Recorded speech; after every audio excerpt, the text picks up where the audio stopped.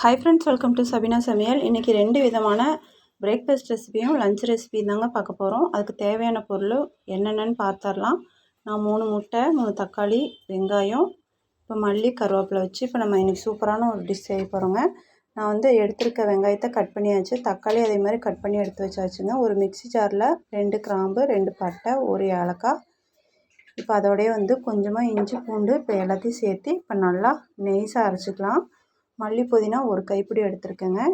இந்த முட்டை பிரியாணிக்கு சூப்பரான தேவையான பொருள் தான் இப்போ பார்க்க போகிறோம். இப்போ மிக்ஸி ஜாரில் நல்லா நெய்ஸாக அரைச்சாச்சு. இந்த பக்கம் ஒரு குக்கர் வச்சாச்சு. வச்சுட்டு தேவையான அளவு ஆயிலு ஒரு 2லேருந்து 3 டீஸ்பூன் போல் ஆயில் ஊற்றியாச்சு. ஊற்றிட்டு ஆயில் நல்லா காஞ்சதும் பட்டை, கிராம்பு, ஏலக்காய் இப்போ நம்ம எடுத்து வச்சுருக்கோம் இல்லைங்களா, அதை ஃபஸ்ட்டு போட்டுக்கலாம். அதோடையே வந்து கொஞ்சமாக சோம்பு போட்டுக்கலாம். சோம்பு ஆப்ஷனல் தான், உங்களுக்கு பிடிச்சா சேர்த்துக்கலாம், இல்லைன்னா வேண்டாம். இப்போ எல்லாத்தையுமே போட்டு இப்போ நல்லா பொரிஞ்சதும் நம்ம வெங்காயம், தக்காளி 2ஐயும் உள்ளே சேர்த்து நல்லா கண்ணாடி பதம் வர அளவுக்கு வதக்கி எடுத்துக்கலாம்.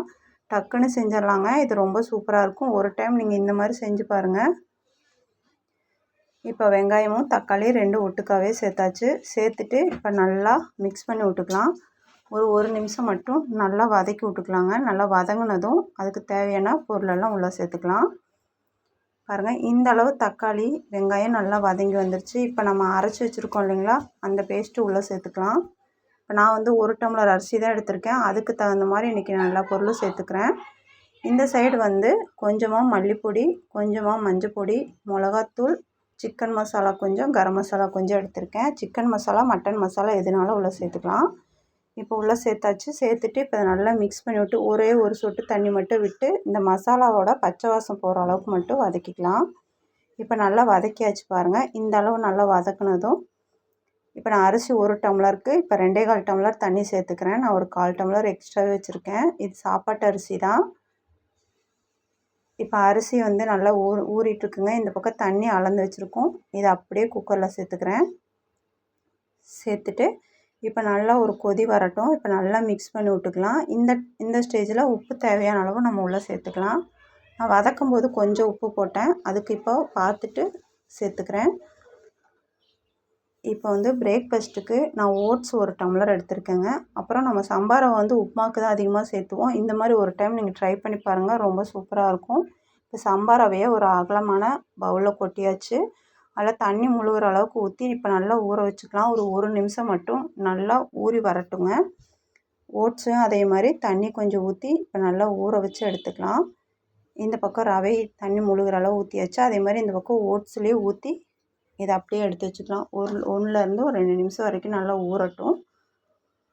அதுக்குள்ளே நம்ம சாப்பாடு வந்து இங்கே தண்ணி நல்லா கொதிச்சிருச்சுங்க. இப்போ அரிசியை நான் வடித்து வச்சுருக்கேன்.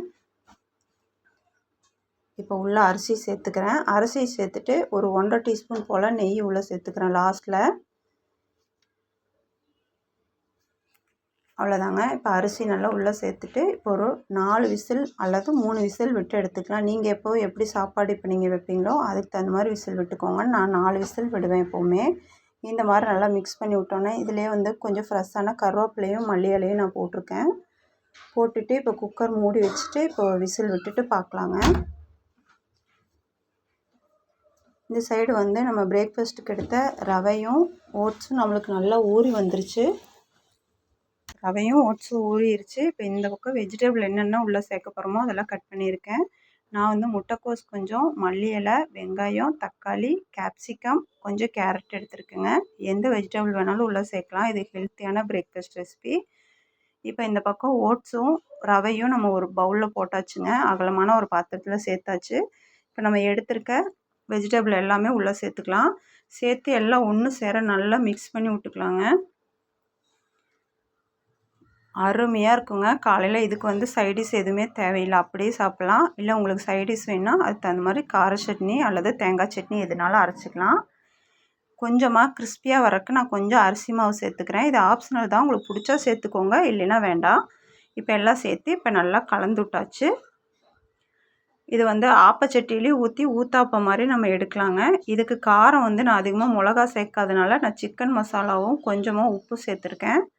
அதையும் இப்போ நல்லா கலந்து விட்டுக்கலாம்.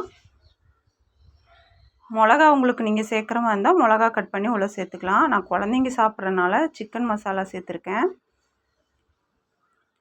இப்போ பாருங்கள் நல்லா கலந்தாச்சு. இந்த பக்கம் ஒரு பேன் எடுத்திருக்கேன். கொஞ்சமாக ஆயில் ஸ்ப்ரெட் பண்ணி விட்டாச்சு. போட்டு இப்போ நம்ம ஊற்றிக்கலாங்க. ஊற்றி இந்த மாதிரியே கல் தோசை மாதிரியே எடுக்கலாம். பாருங்கள் ஃப்ரெண்ட்ஸ், எவ்வளோ சூப்பராக நம்மளுக்கு பிரேக்ஃபாஸ்ட் ஹெல்த்தியான பிரேக்ஃபாஸ்ட் ரெசிபி ரெடி ஆயிடுச்சு. லஞ்ச் ரெசிபி ரெடி ஆயிடுச்சு. இந்த பக்கம் முட்டை பிரியாணி சூப்பராக ரெடி ஆயிடுச்சுங்க. நீங்களும் இதே மாதிரி உங்கள் வீட்டில் ட்ரை பண்ணி குழந்தைங்களுக்கு கொடுத்துட்டு எப்படி இருந்துச்சுன்னு எங்களுக்கு கமெண்ட்டில் சொல்லுங்கள். மறக்காமல் எங்கள் சேனல் சப்ஸ்கிரைப் பண்ணி எனக்கு ஒரு சப்போர்ட் கொடுங்க ஃப்ரெண்ட்ஸ். அவ்வளோதாங்க, அருமையான பிரேக்ஃபாஸ்ட் ரெசிபி ரெடி ஆயிடுச்சுங்க. ட்ரை பண்ணி பார்த்துட்டு எப்படி இருந்துச்சுன்னு எனக்கு கமெண்ட்டில் சொல்லுங்கள். அவ்வளோதான் இந்த வீடியோ உங்களுக்கு பிடிச்சா லைக், ஷேர், சப்ஸ்கிரைப். அடுத்த வீடியோவில் சந்திக்கலாம். பாய்.